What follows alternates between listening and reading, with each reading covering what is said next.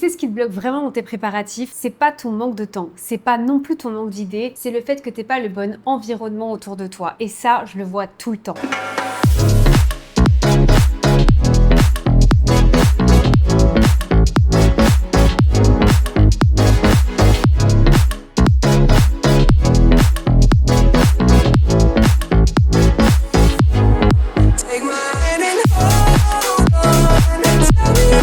Bonjour et bienvenue dans cette nouvelle vidéo. Trop contente d'être ici. C'est un sujet qui me tient à cœur parce que c'est quelque chose que j'applique au quotidien. Et j'ai compris récemment que c'était aussi l'une des raisons pour lesquelles les futurs mariés n'avançaient pas rapidement et pas de la meilleure façon. Donc aujourd'hui, on va tout voir ensemble. Je vais dans cette vidéo t'expliquer exactement comment moi j'ai l'habitude de m'organiser, comment je conseille à mes futurs mariés du coaching comment organiser mon mariage de A à Z sans wedding planner de s'organiser aussi, ce qu'on fait ensemble, ce que je mets en place pour aller droit au but et rester focus. En fait, je trouve qu'on fait trop peu attention à l'environnement qu'il y a autour de nous. Peut-être que tu vas te reconnaître dans ça, mais peut-être que des fois tu te mets sur ton mariage entre deux mails, ou alors quand tu as 5 minutes au travail, quand tu as une pause de quelques minutes, tu dis tiens là je vais en profiter pour faire ça, et ensuite tu vas rentrer à la maison, tu vas te mettre devant une série Netflix, puis tu vas dire en même temps je vais faire mon mariage. Tout ça, c'est pas idéal et ça te permet pas d'avancer correctement pour ton mariage. Alors aujourd'hui, on va changer ça. Je vais te montrer comment créer cette petite bulle qui va te permettre de rester focus, mais surtout d'aimer chaque étape de l'organisation de ton mariage. On en parle beaucoup, l'énergie que tu vas mettre pendant ton organisation va se retrouver le jour J et va en dire beaucoup sur la réussite de ton mariage. Apprécier chaque étape, rester focus, aller dans le détail de chaque chose, c'est super important. Alors on va le voir ensemble. Déjà, mon premier conseil pour toi, c'est de te plonger dans l'univers du mariage et que quand tu sois dans l'organisation de ton mariage, tu sois présente à 100%. En fait, si tu veux, c'est un peu comme quand tu allais au travail. Essaye de réfléchir le matin quand tu vas au travail. Qu'est-ce qui se passe? Tu arrives au bureau, tu poses tes affaires, tu t'installes, tu ouvres ton ordinateur. Peut-être que tu ouvres tes mails aussi. Tu as comme une routine déjà prédéfinie que tu répètes chaque jour sans même te poser la question et qui va te permettre de rentrer dans les conditions idéales de travail. Mais quand il s'agit de ton mariage, pourquoi est-ce que tu fais pas la même chose? En fait, il y a énormément de futurs mariés, même la majorité, qui savent très bien faire ça pour le travail, mais qui ne l'appliquent pas du tout pour le mariage. Et donc, comme je te disais juste avant, on va se retrouver sur un format où le mariage, ça va être un petit peu quand j'ai le temps. Ça va être, on va pas vraiment dédier un moment à ça, on va se dire, bah tiens, là, ce soir, il y a un programme que j'aime bien à la télé, on va le faire vite fait. Là, j'ai quelques minutes avant de devoir aller chercher les enfants, alors du coup, je vais le faire à ce moment-là. Ça ne pourra jamais fonctionner. Si tu travaillais comme ça pour ton boulot, je t'assure que tu serais pas du tout autant efficace que si tu l'es aujourd'hui. Et aujourd'hui, tu l'es parce que tu te mets dans les conditions de ton travail. C'est exactement pareil avec ton mariage et c'est exactement ce que je te recommande de faire. Déjà, il y a deux actions que tu vas pouvoir mettre en place. La première, ça va être de te créer un espace dédié, un espace que tu vas assimiler à ton mariage. Ça peut être n'importe où, ça peu importe. Ça peut être dans ta cuisine, un petit coin sur ta table, ça peut être dans ton lit, ça peut être peu importe où, dans un café, un brunch toutes les semaines.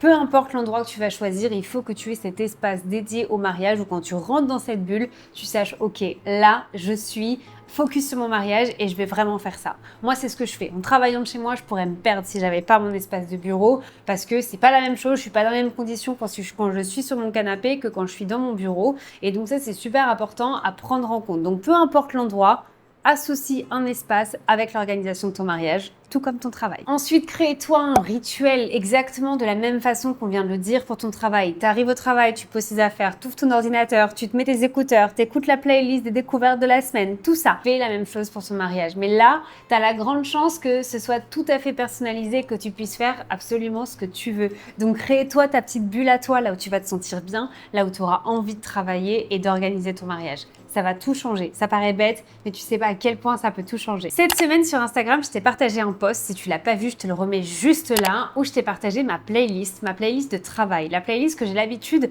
d'adopter quand je travaille en fonction de ce que je fais et du mood que je veux. Je suis moi aussi en tant que coach mariage tout le temps dans l'univers du mariage.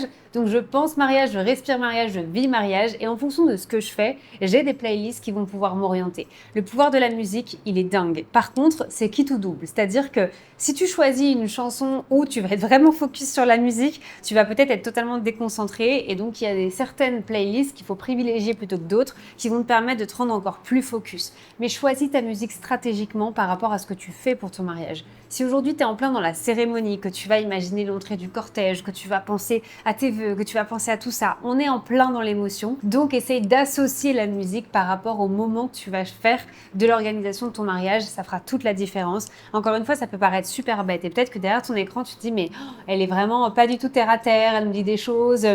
Toutes ces petites choses-là, ça a été prouvé, je te l'assure, je le vois avec mes mariés du coaching sans arrêt. Ceux qui appliquent ces petits rituels-là, ils ont une organisation qui est nickel. Booste-toi avec des phrases, des quotes qui vont pouvoir t'aider à t'inspirer et qui vont booster ton énergie. Ça aussi, c'est important parce que, je ne sais pas si tu vois sur Instagram, chaque lundi, quand je commence, je te partage ma citation de la semaine.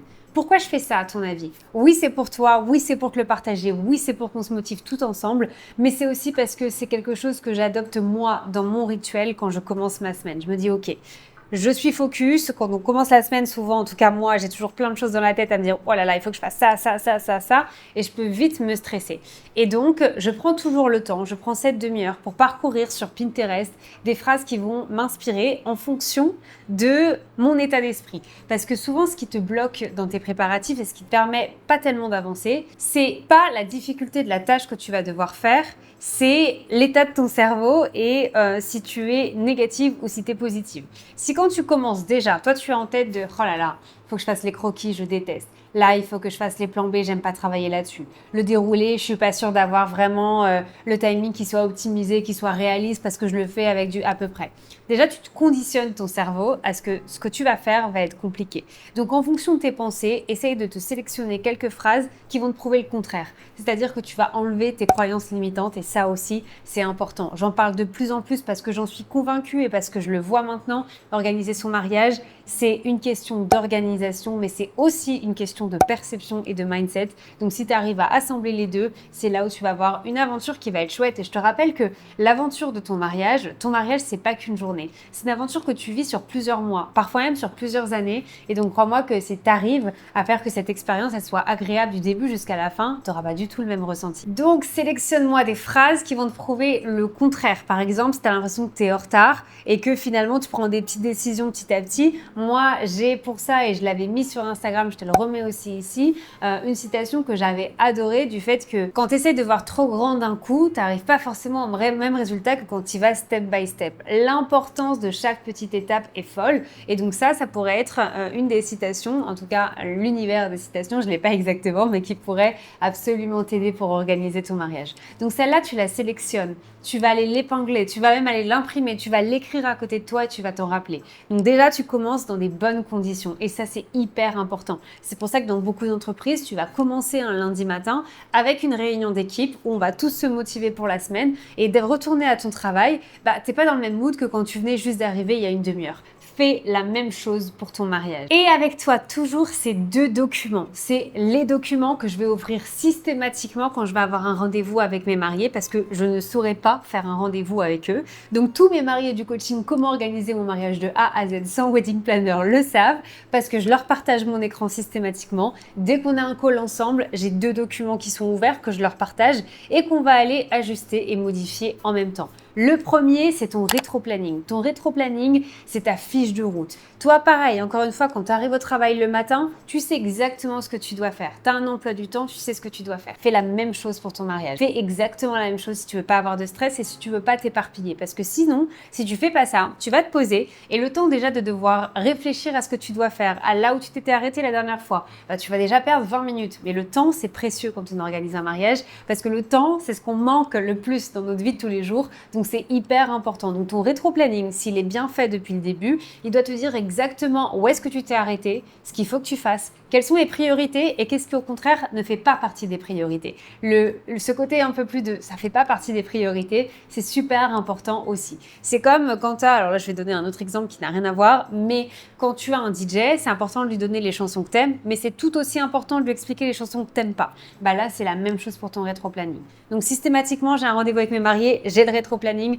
je sais où on s'est arrêté, je sais ce qu'ils ont commencé, je sais là où ils en sont, je sais ce qui vient après. C'est facile, en 2 minutes, on sait exactement ce qu'il faut faire. Et le deuxième document, je te laisse deviner, tambour, c'est évidemment le déroulé. Pour moi, le déroulé, c'est un document qu'on doit avoir tout le temps parce que peu importe en fait ce que tu fasses dans l'organisation de ton mariage, des informations qui vont forcément concerner ton déroulé. Parce que ton déroulé concerne toute ta journée. Donc peu importe ce que tu vas travailler, si tu fais l'exercice qu'à chaque fois que tu te mets sur ton mariage, tu ouvres ton déroulé, et ben tu vas rajouter plein d'options. Ça ne m'est jamais arrivé en rendez-vous avec mes mariés du coaching de ne rien rajouter sur le déroulé. Et je parle toujours de ce déroulé le pouvoir de se dérouler, c'est de le commencer le plus tôt possible pour qu'on aille le peaufiner au fur et à mesure. Comment est-ce qu'on réussit à le peaufiner? De cette façon-là. À chaque fois que je parle du mariage, je l'ai ouvert, je rajoute des informations, je vais aller modifier ce qui n'est plus d'actualité, ça va évoluer aussi, mais ça c'est super important. Et tout ça, ça dépend de ta discipline à l'avoir fait dès le début et à pouvoir continuer à le faire. En tout cas, c'est ce que mes mariés apprécient énormément et c'est ce qu'ils me disent toujours à la fin d'un rendez-vous. Marine, c'est incroyable, c'est carré, on sait où on en est,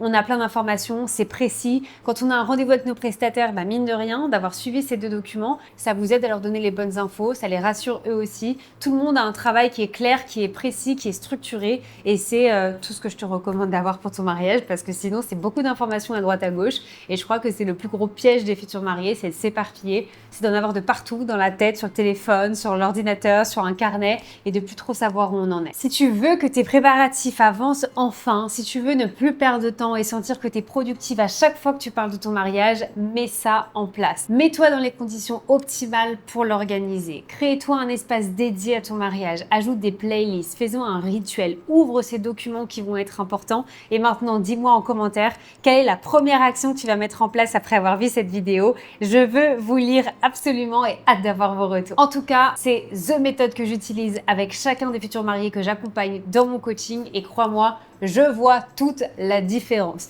Encore 1000 merci de m'avoir suivi. Abonne-toi bien à cette chaîne YouTube si t'es pas encore abonné pour ne pas louper les vidéos que je te mets en ligne chaque dimanche sur une nouvelle thématique du mariage. Encore 1000 merci et à la semaine prochaine.